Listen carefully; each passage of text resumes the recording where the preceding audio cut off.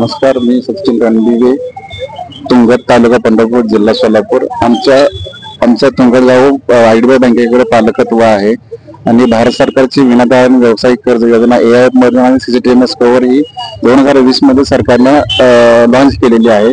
सरकारने त्यामध्ये 1 लाख कोटी 2020 मध्येच वर्ग केलेले आहेत।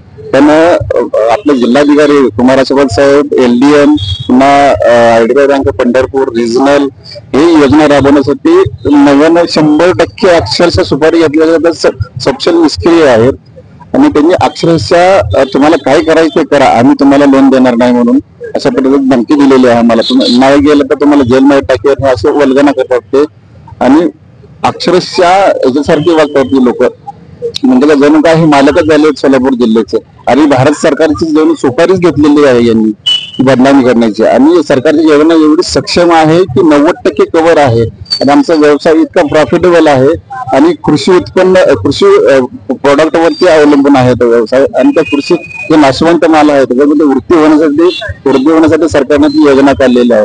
पण अजिबात म्हणजे कसलाही 1% देखील त्यांचा सहभाग नाहीये।